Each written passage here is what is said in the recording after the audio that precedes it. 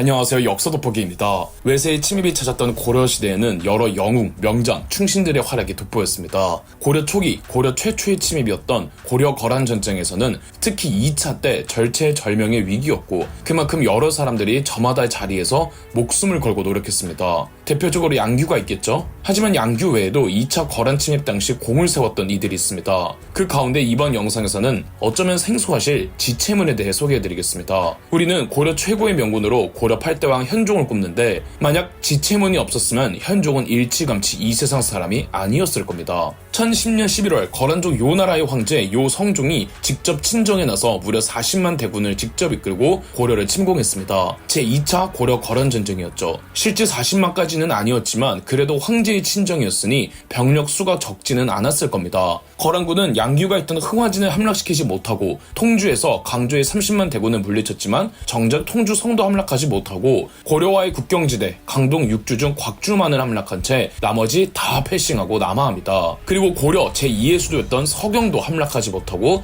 무작정 수도 개경으로 남아있습니다. 이처럼 수도 직공은 전형적으로 거란군이 발해를 멸망시킬 때 썼던 전술이어서 그때를 맹신하고 똑같은 전술을 사용했던 겁니다. 고려 조정은 다수가 항복하지 않는 쪽으로 의견이 기울었습니다. 다만 강감찬 등의 일부 주전파는 상황이 마냥 불리하지 않으며 현종이 잠깐 남쪽으로 피난해 가서 시간만 벌면 전쟁에서 이길 수 있다고 주장했죠. 현종은 강감찬 등 주전파의 의견에 따라 수도 개경을 나와 지금의 전남 나주까지 피난길을 떠났습니다. 나주까지 피난을 간 건 그 사이 어느 한 군데에서도 정착하지 못했다는 뜻인데 아닌 게 아니라 현종이 나주까지 가는 피난길은 이루 말할 수 없을 정도로 험난했습니다. 탈영하는 병사는 물론이거니와 현종을 호종하던 신하들도 도망가기 일쑤였죠. 세기도 힘들 만큼 곳곳에서 산적과 도적대를 만났습니다. 왕의 피난길에 산적과 도적대가 겁도 없이 들이치는 건 이해하기 힘들죠. 고려는 여전히 지방 분권적인 사회였습니다. 중앙정부의 집권화가 완벽하지 않았던 체제에 국왕은 궁궐에 있을 때나 절대적 존재이지 다급하게 궁궐에 나온 국왕이 다른 지역에서도 환영받으리라 장담할 수 없었죠. 경기도 양주에서는 아전 정도가 현종에게 왕께서는 나의 이름과 얼굴을 아시겠습니까? 라며 모욕을 보이고 또 난동을 부리기도 하였죠. 현종은 요나라에서 도망치는 동시에 국내 지방의 호족과 유지에게서도 도망쳐야 하는 눈물겨운 피난길이었습니다. 심지어는 누군지 알 수 없는 적이라고 기록된 자의 공격까지 받았다고 합니다. 그나마 공주에 이르렀을 때 공주의 호족이었던 김은부가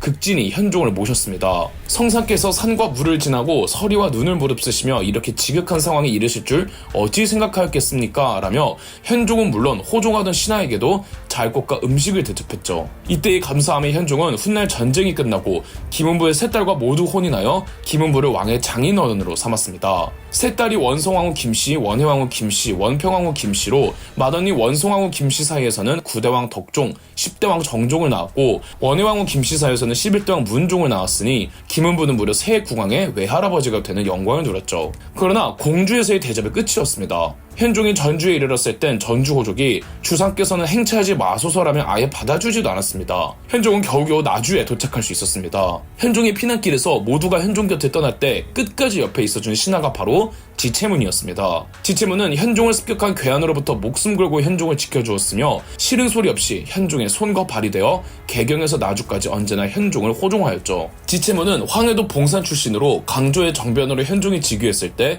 지체문은 무관직 중 하나인 중랑장에 임명되었습니다. 2차 고려거란 전쟁이 터지고 거란군이 서경에 이르렀을 때 지체문이 군대를 이끌고 서경을 구원하라는 임무를 맡습니다. 지체문이 군사를 이끌고 서경에 왔을 땐 이미 서경 내에서 거란군에게 항복할 수순을 밟고 있었습니다. 지체문은 거란의 황제 요성종에게 항복하려던 표문을 중간에 가로챈 뒤 불태워 없애버렸고 군사를 서경의 남쪽 문에 주둔시켜 전투 준비에 돌입합니다. 때마침 동북면에서 탁사정이 이끄는 군대가 서경으로 구하러 도착했습니다. 탁사정과 지체문의 지휘하에 고령군을 공격해오는 거란군을 물리치며 싸움에 연전연승하였습니다. 그러나 지체문은 거란군의 반격에 패퇴해버렸고 거란군은 그대로 서경을 포위해버렸습니다. 겁을 이기지 못한 탁사정은 야밤중에 서경을 탈출해 혼자 도주하였고 거란군의 반격에 패퇴한 지체문은 수도 개경으로 복귀하였습니다. 서경에서는 강민참 등 항전파들이 결사항전에 나서 서경을 지켜냅니다. 개경으로 복귀한 지체문은 고려 현종의 피난을 호위하기로 합니다. 이때부터 영상 앞에 말씀드린 현종의 고생길이 시작하는데요. 파주에 이르렀을 때 무장한 군졸 견영이 파주 부근의 사람들과 함께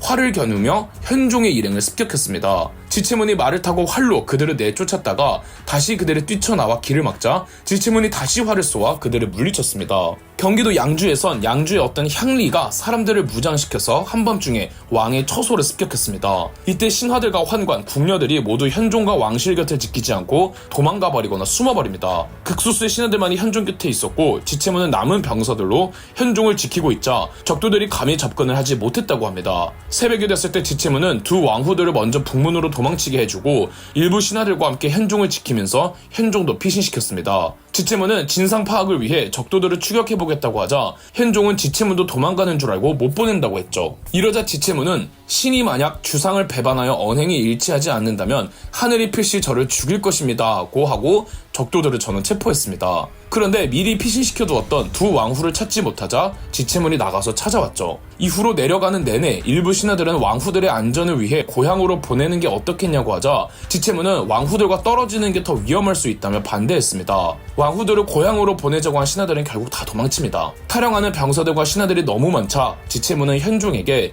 지금까지 남은 병사들에게 상을 내려 사기를 올리라고 제안해 현종은 병사들에게 관직을 하사해 주었죠. 전주를 지나칠 때 전주 호족이 현종의 행렬이 전주로 들어오는 것을 막자 별 수 없이 전주북은 장공역에서 노숙하다시피 했고 이때 또 조용겸 등이 난리를 피우자 지체문이 군사들을 집결시켜 현종을 호위해 주었습니다. 지체문이 지키고 있다는 소식에 난리를 피운 적도들도 지리멸려 찢어졌죠. 현종은 나주에 겨우 도착해서 나주의 행궁에 머무르고 있는데 거란군이 나주까지 당도했다는 거짓된 정보가 퍼진 겁니다. 놀란 현종이 또 도망치려고 하자 지체문은 주상의 행차가 밤중에 나가면 백성들이 놀라 동요할 터이니 행궁으로 돌아가셔야 합니다. 제가 염탐하여 알아본 뒤에 움직이시더라도 늦지 않습니다. 라며 현종을 암심시켜주고는 알아보니 거짓된 정보였고 오히려 개경에 있던 거란군이 철수하였다는 소식을 듣고는 현종도 개경으로 복귀하였습니다. 복귀하는 길에 현종은 지체문에게 짐이 피난을 떠나 먼 길에서 낭패를 보고 있을 때 호종하던 신료들은 모조리 뿔뿔이 도망가 버렸다. 오직 지체문만이 온갖 고생을 무릅쓰고 산을 넘고 물을 건너며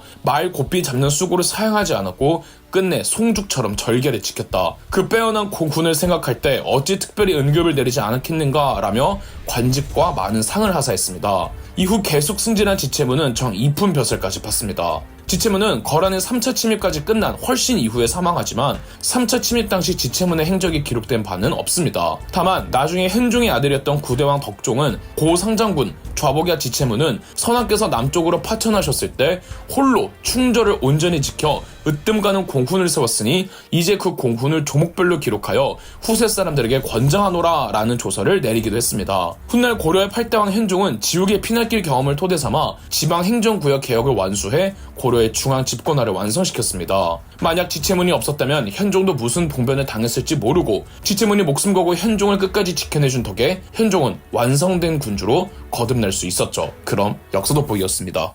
저희 역사 돋보기가 멤버십 가입을 시작했습니다. 멤버십 가입을 해주신 분들 덕분에 영상 제작에 큰 도움이 되고 있습니다. 감사합니다. 영상 재미있으셨다면 구독과 좋아요, 알림 설정까지 해주시면 감사드리겠습니다.